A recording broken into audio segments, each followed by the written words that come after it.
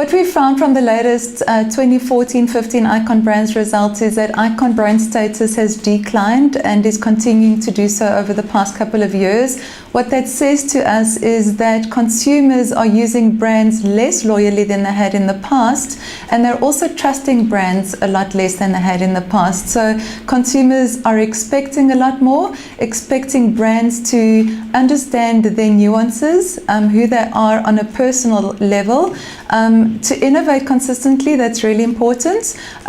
Also to understand them through in-depth segmentation of the marketplace, and also to look at the retail landscape in terms of, is a distribution strategy suited for consumer needs, and does it drive convenience, which consumers are ultimately looking for?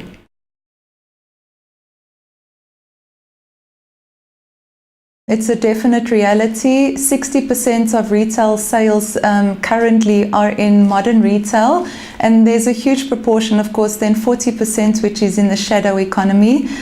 So South Africa provides a huge landscape. Retail and distribution and supply chain strategies are very important. We look at consumers who do purchase in the retail economy. They are very loyal consumers. They are very brand centric. One of the Icon brands, Coca Cola, consumers within spaza shops are 10% more likely to purchase Coca Cola than the average South African in the modern retail space. They're also 20% more likely to purchase Kiwi shoe polish and 20% more likely to purchase Pronutro. So if distribution strategies are not empowered to actually reach that portion of the market, there can be a huge decline in sales, or a market which is untapped within that economy.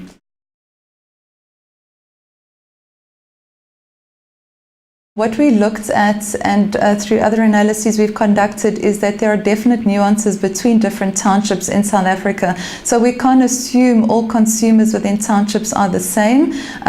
They may speak a different language, they may have very different life values which resonate with them, and it's important that activations within different townships or media which are used are appropriate for target markets. And I think a lot of brands today do not perform as well as they could because they don't in-depthly understand their consumers.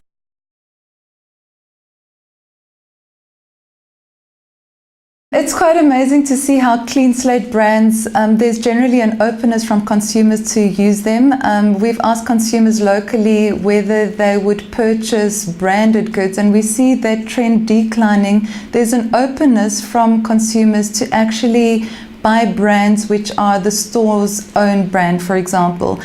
So what that means is clean slate brands which are innovated or are offered to consumers today need to stand for something. Some local examples where it's worked exceptionally is, of course, the Gautrain.